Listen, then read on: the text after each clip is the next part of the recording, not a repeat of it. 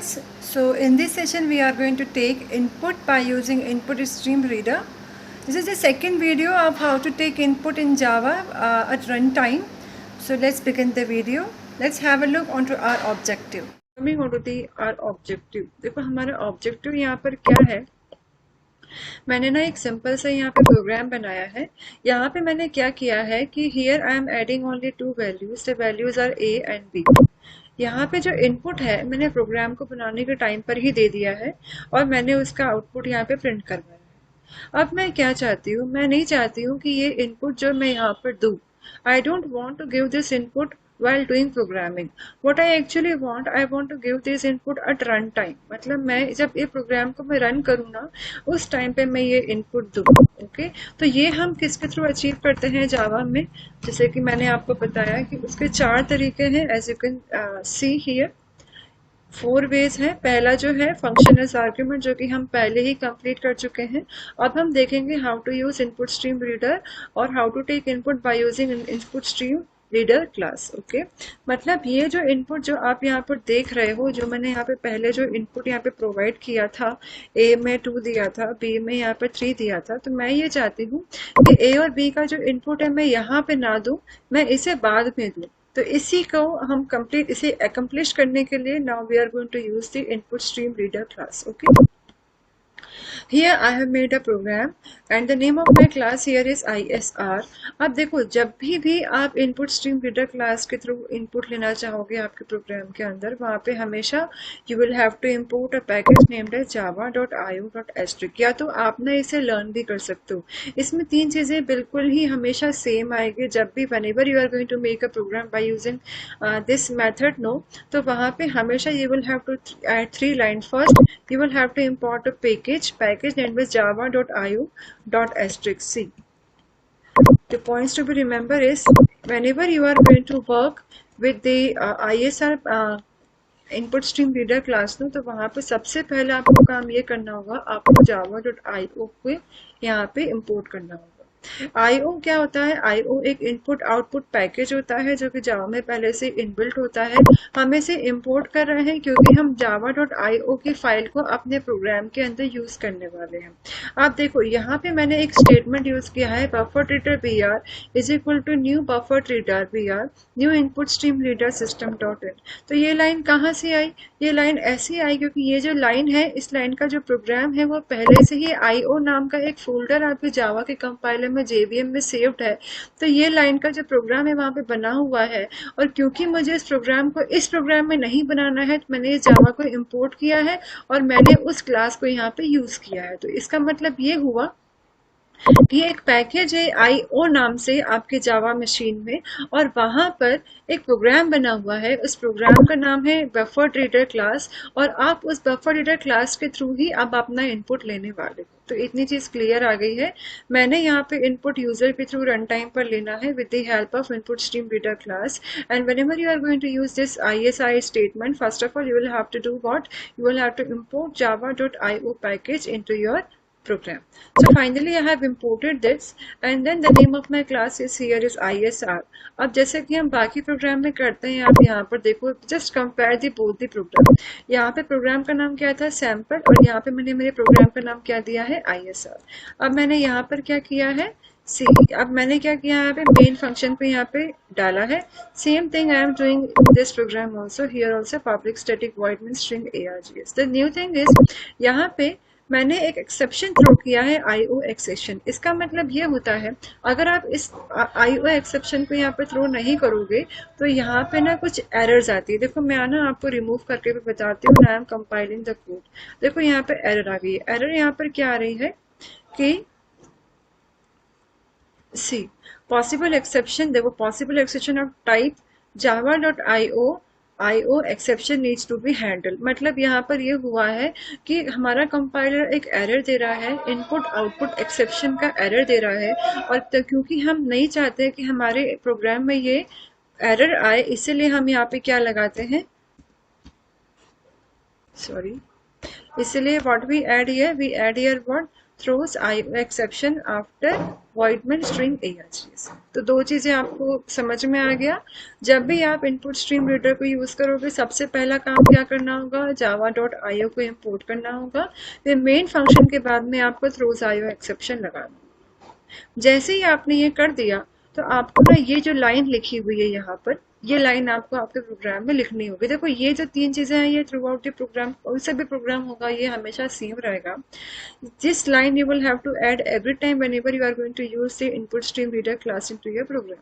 The statement is bufferedreader space br is equals to new bufferedreader new input stream reader system.in। अब इसका मतलब क्या होता है, ऐसा है ऑलरेडी टोल्ड यू कि मैंने ना ये इसका एक वीडियो पूरा बना दिया है और मैंने उसके डिस्क्रिप्शन में उसका जो लिंक है I will provide that link in the description box also people, so please go and watch that video.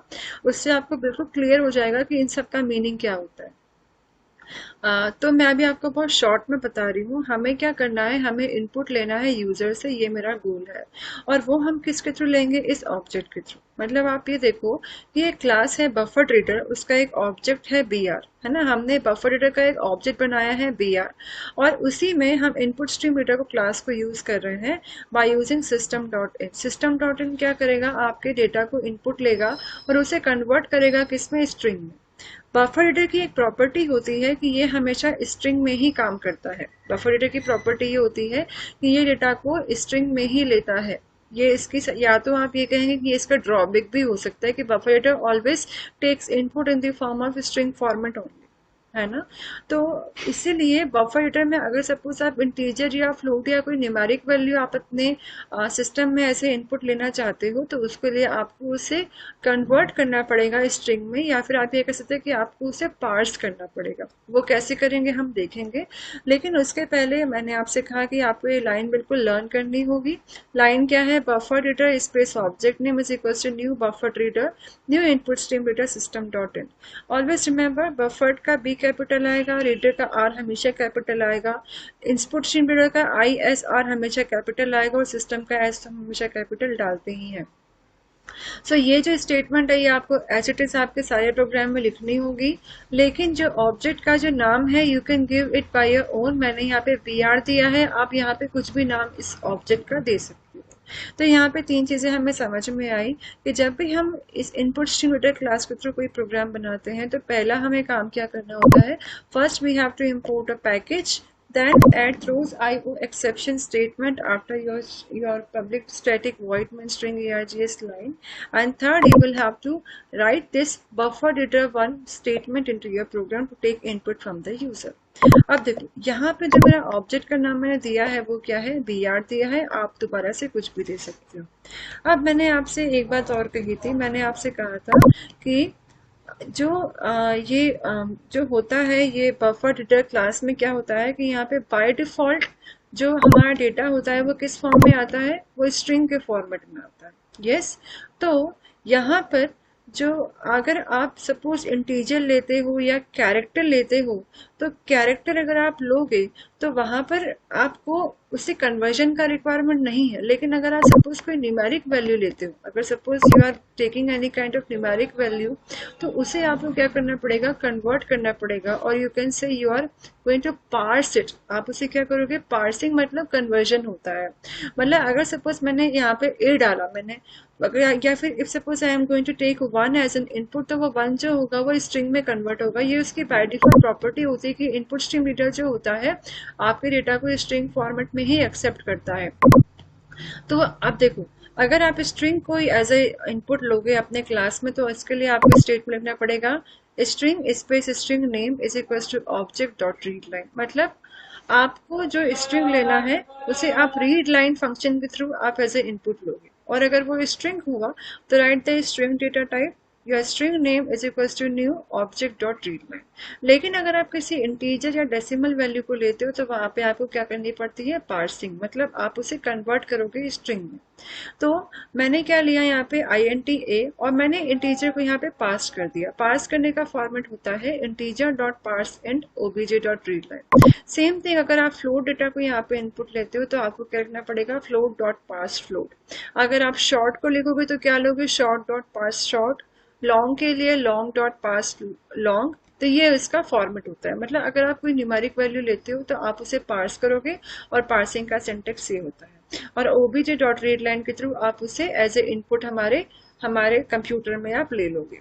लेकिन अगर आपने स्ट्रिंग लिया है तो जैसे कि मैंने आपको बताया कि इनपुट स्ट्रीम रीडर में बाय डिफॉल्ट डेटा जो है वो स्ट्रिंग फॉर्मेट में ही एक्सेप्ट होता है, और क्योंकि आपने स्ट्रिंग अगर आप इनपुट लेते हो तो स्ट्रिंग को आपको कन्वर्जन का रिक्वायरमेंट नहीं है, वो directly OBJ dot read line के थ्रू आपके मशीन में आ जाएगा। लेकिन अगर आप कोई न्यूमेरिक वैल्यू लेते हो तो उसके लिए आपको क्या करना पड़ेगा, पार्सिंग करना पड़ेगा। अगर कोई कैरेक्टर लेते हो तो देखो, कैरेक्टर के लिए तो आपको सिंगल कैरेक्टर को रीड करना है ना, तो इसलिए आपको रीड लाइन, आप कोई लाइन तो रीड कर नहीं रहे हो, आप एक सिंगल अल्फाबेट को रीड कर रहे हो। इसलिए you what will you add here, you will simply write there what be your object dot read, and what you are taking what character, that's why you would simply write what char dot read. So this was all about taking input from user.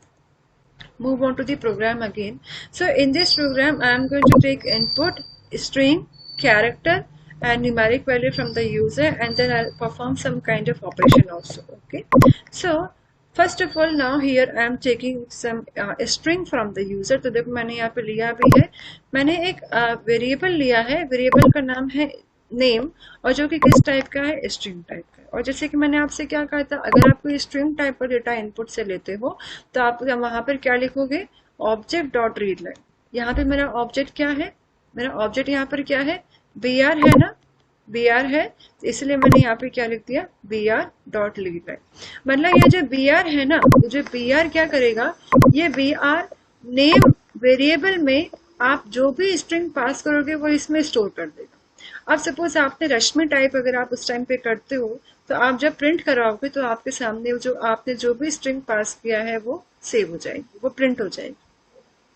अब now I am going to take two integer value int a और int b। पहले हम क्या करते थे, हम directly int a और b को हम क्या करते थे, what we were doing, we were simply give the value of a and b directly into the program. लेकिन यहाँ पे हमें क्या यूजर से लेना है, और क्योंकि ये इंटीजर वैल्यू ले रहा है तो मुझे उसे क्या करना पड़ेगा, कन्वर्ट करना पड़ेगा स्ट्रिंग में, और हमेशा हमें क्या करना पड़ता है, उसके लिए फिर पार्सिंग करना पड़ता है। तो that's what we are doing. अगर आपने क्योंकि यहाँ पे इंटीजर वैल्यू ले रहे हो तो इसलिए what statement you will have to write C.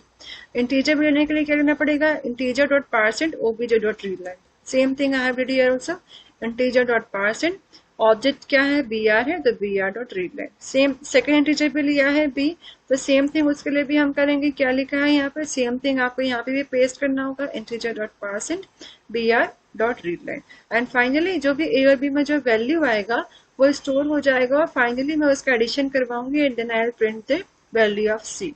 Now I will take a decimal value.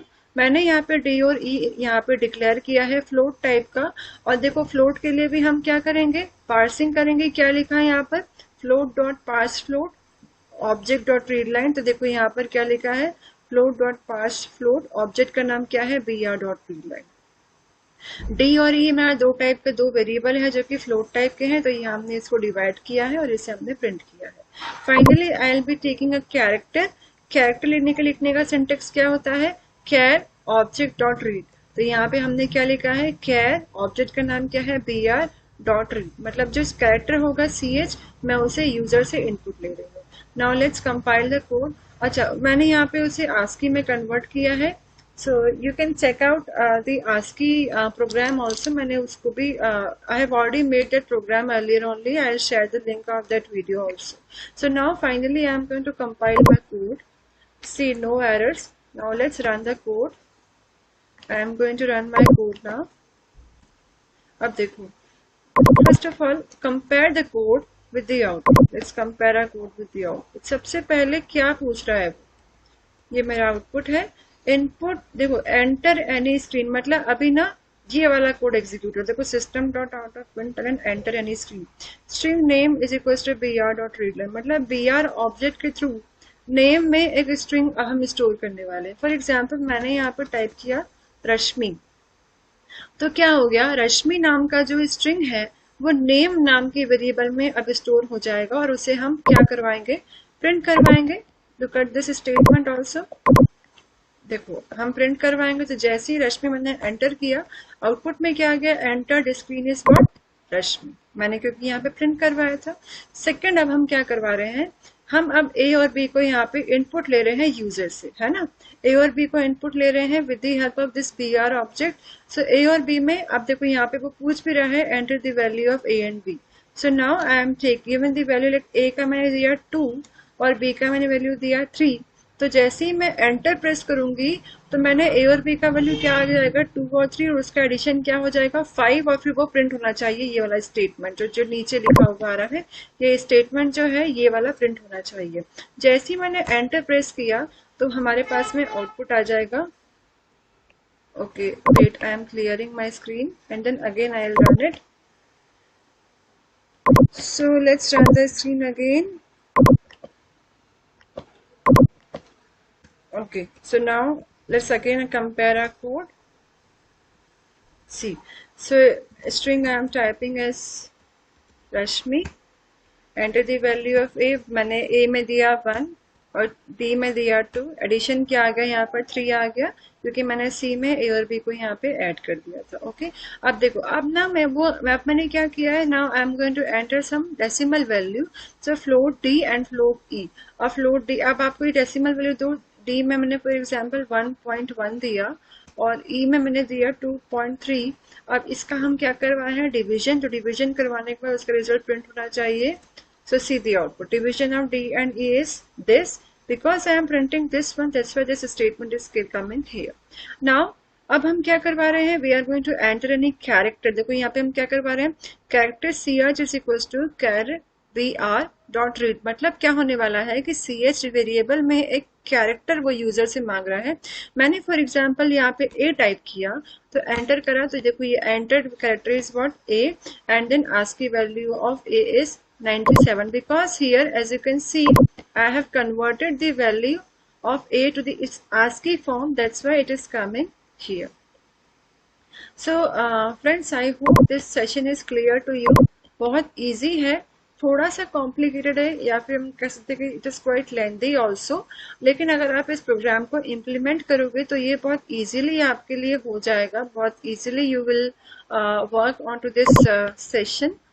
बहुत इजी है, 3 पॉइंट्स आपको याद करना होगा। पहला, इंपोर्ट करो java.io.asterisk, फिर थ्रोज IO एक्सेप्शन को ऐड करो आफ्टर मेन फंक्शन, और फिर ये जो लाइन है या तो आप इसे लर्न कर लो और आप एज इट इज अपने प्रोग्राम में लिख दो, और जो भी ऑब्जेक्ट आप बनाओगे उसके थ्रू आप इनपुट लेना स्टार्ट कर दो। अगर आप स्ट्रिंग लेते हो तो आपको लिखना होगा ऑब्जेक्ट डॉट रीड लाइन, अगर आप कैरेक्टर लिखते हो तो आपको लिखना पड़ेगा ऑब्जेक्ट डॉट रीड, और अगर आप सपोज कोई न्यूमेरिक वैल्यू लेते हो तो आपको वहां पे क्या करना पड़ेगा, पार्सिंग। और वो पार्सिंग आप कैसे करोगे, अगर आप इंटीजर ले रहे हो तो लिखना होगा integer dot parseInt. If you are writing float, then you will have to write what, float dot parseInt. So similarly, very easy actually it is. You all can do this. So I hope this session is clear to you. Do post your comments. अगर कोई doubt है तो then also I can make a specific video. Thank you.